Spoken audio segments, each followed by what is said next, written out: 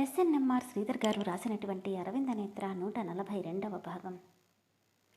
తెల్లవారుతుండగా బాలభానుడి కిరణాలు బాల్కనీలో నుండి అన్విత మీద పడుతుంటే మగతగా కళ్ళు తెరిచిన తనకి ఉలిక్కిపడి లేచి కూర్చుని అన్నయ్యకి ఎలా ఉందో ఏంటో అనుకుంటూ బెడ్రూంలోకి వెళ్ళి అతని నుదుటి మీద చేయి పెట్టి చూస్తే వేడి తగ్గి ముఖమంతా చెమటలు పడుతుండటంతో హమ్మయ్యా, జ్వరమేమీ లేదు అనుకుంటుండగానే మగతగా కళ్ళు తెరిచాడు అరవింద్.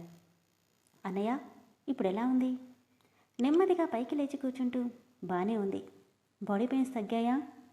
మెడిసిన్స్ వేసుకున్నాను కదా, తగ్గాయిలే అంటూనే రాత్రి మీ వదినకి ఫోన్ చేసావా అని సీరియస్గా అడిగాడు. అంత ఎగ్జాక్ట్గా ఎలా గెస్ చేశాడో తెలియక తడబడుతూ అది అన్నయ్య కోపంగా చేశావా లేదా? తనే చేసింది. నీకు జ్వరంగా ఉంది రమ్మని చెప్పాను. తనేమంది? తడబడుతూనే మీ అన్నయ్యకి చూసుకోవడానికి చాలామంది ఉన్నారు, ఇంకెవరికైనా కాల్ చేయమని చెప్పింది అంతే. ఆ మాటకి కోపం కట్టలు తెంచుకోగా రిసెప్షన్కి కాల్ చేసి వేడివేడిగా కాఫీ చెప్పు అని ఒళ్ళంతా చిరాగ్గా అనిపిస్తుంటే ఫ్రెష్ అవ్వడానికి వాష్రూమ్లోకి వెళ్ళిపోయాడు అరవింద్. క్యాంటీన్లో ఇద్దరు ఎదురుపడితే అతనిలో కోపం తారాస్థాయిలో ఉంటే బాధగా తలదించుకుంది నేత్ర. జ్వరం తగ్గిందా? అప్పుడే ట్రైన్కి బయలుదేరాడేంటి? ఈరోజు రెస్ట్ తీసుకోవచ్చు కదా అనుకుంటూ అతడి వైపే చూస్తున్న నేత్రకి నేనెలా చేస్తే నీకేంటి, నన్ను చూసుకోవడానికి చాలామంది ఉన్నప్పుడు నీకేంటి అన్నట్టుగా ఉన్న అతని చూపులకి తడబడుతూ తప్పు చేసినట్టు తలదించుకుంది నేత్ర. వాళ్ళిద్దరూ చూపుల్లోనూ అర్థాలేంటో అర్థం కాని విక్రమ్, ఏమైంది నేత్ర, ఇక్కడే ఆగిపోయావేంటి? పద వెళ్దాం. వస్తున్నా అంటూ అతని వెనకే వెళ్తూ అన్విత వైపు చూసి ఎలా ఉంది అన్నట్టుగా సైగ చేస్తుంటే నవ్వుతూ బాగుందన్నట్టు తలూపింది. థ్యాంక్ గాడ్, అసలే వర్షంలో ఎక్కువగా తడిచాడు. ఎక్కడ ఇన్ఫెక్షన్ వస్తుందో అనుకున్నాను. పోన్లే, మెడిసిన్స్కి తగ్గిపోయినట్టుంది. కానీ నేను అలా అనకుండా ఉండాల్సింది అన్న బాధపడుతూ వెళ్తే how is your health mister Arvind అంటూ కో డిజైనర్స్ పలకరించారు. ఐఎమ్ ఫైన్, దట్స్ గుడ్ అంటూ ఇంకో 4 రోజుల్లో పూర్తయ్యే ట్రైనింగ్ గురించి మాటల్లో పడ్డారు అందరూ. ఫీవర్ తగ్గినా ఇంకా నీరసం అలానే ఉండడంతో మీటింగ్లో కూర్చోవాలన్న కాన్సన్ట్రేషన్ కుదరట్లేదు అరవింద్కి. కానీ ఈ మీటింగ్ తనకి చాలా ఇంపార్టెంట్, అందుకే ఏమాత్రం ఓపిక లేకపోయినా వచ్చాడు. మరోవైపు నేత్ర చూపంతా అరవింద్ మీదనే ఉంది. ఏదో గిల్టీనెస్. తను సిక్కైనప్పుడు అతనికి దగ్గరగా తను లేదు. ఎప్పుడూ యాక్టివ్గా ఉండే అరవింద్ ఈరోజు డల్గా నీరసంగా ఉండటం తను అసలు చూడలేకపోతుంది.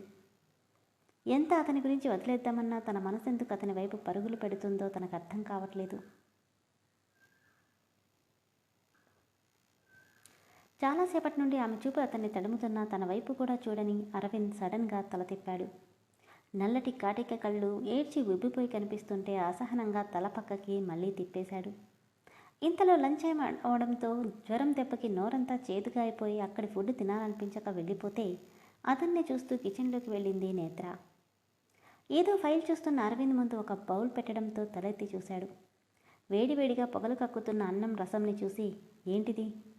ఫీవర్గా ఉన్నప్పుడు రసం తినాలి. నా కోసం నువ్వెందుకు తీసుకొచ్చావు? నీకు ఫీవర్గా ఉంది కదా, నోరు చేదుగా ఉంటుంది అందుకని అంటూ తడబడుతూ చెప్తుంటే అందుకని నువ్వే కష్టపడి చేసావా? బాధగా తలంచుకుంది. నన్నొద్దనుకున్నావు కదా, అలాంటప్పుడు నేను చస్తే నీకెందుకు అన్న మాట పూర్తవ్వకముందే అతని నోటికి చెయ్యి అడ్డం పెట్టి ఏంటా మాటలు? ఒక మాట అనేటప్పుడు ఆలోచించుకోవా? పైన తథాస్తు దేవతలుంటారు. ఆమె చేతిని విసిరి కొట్టి నా కోసం నువ్వంత కష్టపడాల్సిన అవసరం అస్సలు లేదు అంటూ వెళ్ళబోతుంటే భోంచేసి వెళ్ళు, అసలే జ్వరంగా ఉంది, తినకపోతే నీరసం వస్తుంది. తల సైడ్కి తిప్పి నేను చచ్చినా పట్టించుకునే వాళ్ళెవరూ లేరులే, నువ్వు కూడా పట్టించుకోకు.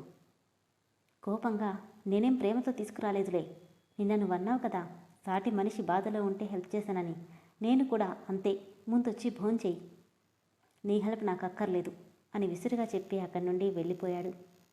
తన మాటే నెగ్గాలి, ఎవరెంత చెప్పినా వినడు అనుకుంటూ బాధగా తలంచుకుంది నేత్ర.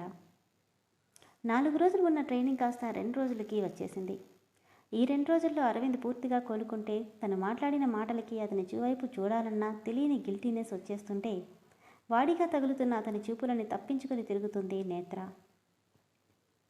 ఎడతెగని ఆలోచనలతో గార్డెన్లో తిరుగుతున్న నేత్రకి హే అరవింద్, ఏంటసలు పూర్తిగా నా గురించి మర్చిపోయావా అన్న మాటలు వినపడ్డంతో అరవింద్ అన్న మాటకి వెళ్ళేది కాస్త ఆగి పక్కకి చూసింది. జూలీ, నువ్వేంటిక్కడ? ఏం చేయను? ఆ రోజు రాత్రి పొద్దున్నే కాల్ చేస్తానని చెప్పి అప్పటి నుండి ఇప్పటి వరకు అడ్రస్ లేకుండా పోయావు. కనీసం థ్యాంక్స్ చెప్పడానికి కూడా కాల్ చేయలేదు. నవ్వుతూనే ఐఎమ్ సో సారీ డార్లింగ్, కొద్దిగా హెల్త్ సిక్ అయి నీతో మాట్లాడలేకపోయాను. And thank you so much for your help. ఆ రోజు నువ్వు రాకుండా ఉంటే చాలా నిజంగా ఇబ్బంది పడేవాళ్ళం. నవ్వి, నీ థ్యాంక్స్ నాకు అక్కర్లేదు. ఈరోజు నీ సంగతి ఏంటో తేల్చుకుందామని వచ్చాను.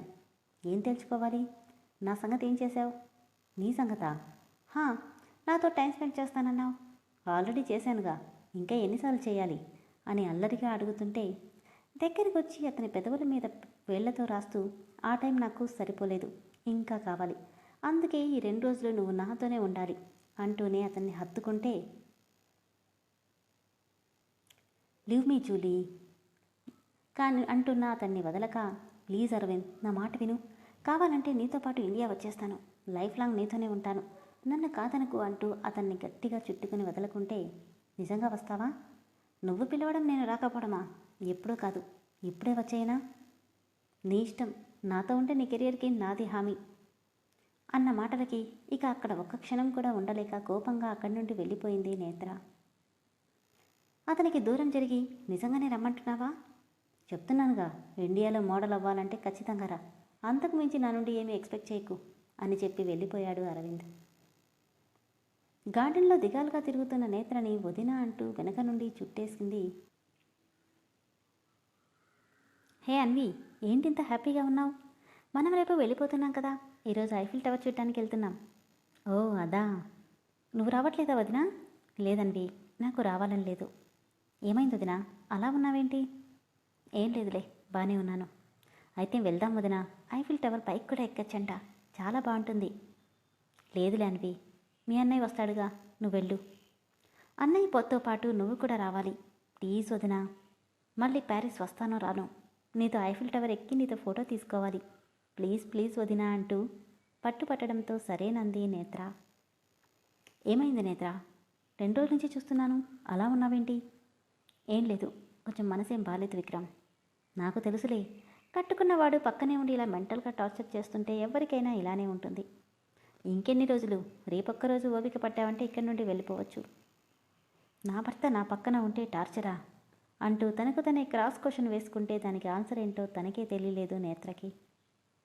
ఈరోజు ఈవినింగ్ ఐఫిల్ టవర్ చూడటానికి వెళ్తున్నాం కదా, అక్కడ కొద్దిగా మైండ్ డైవర్ట్ అవుతుందిలే. ఎంతసేపు అలా గార్డెన్లో ఉంటావు, పదా అంటూ చేయి పట్టుకొని లాక్కెళ్తుంటే ఫోన్ చూసుకుంటూ వాళ్ళకి ఎదురొచ్చిన అరవింద్ నేత్రని తన చేతిని పట్టుకున్న విక్రమన్ని సీరియస్గా చూశాడు. ఆ చూపులకే తలబడిపోయి విక్రమ్ చేతిని వదిలించుకొని చీర చెంగుని చుట్టూ కప్పుకుంటూ మరో సైడ్ నుండి రూమ్లోకి వెళ్ళిపోయింది నేత్ర.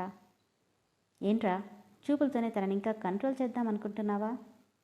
సైడ్కి నవ్వి, కంట్రోల్ అయ్యిందో లేదో నన్ను చూడగానే పారిపోతున్న దాన్నడుగు అని వెళ్ళిపోతుంటే, ఛ, ఈ నేత్రకి ఎంత చెప్పినా బుద్ధి రాదు, వీణ్ణి చూసి ఇంకా భయపడ్డమేంటి అనుకుంటూ విసుగ్గా వెళ్ళిపోయాడు విక్రమ్.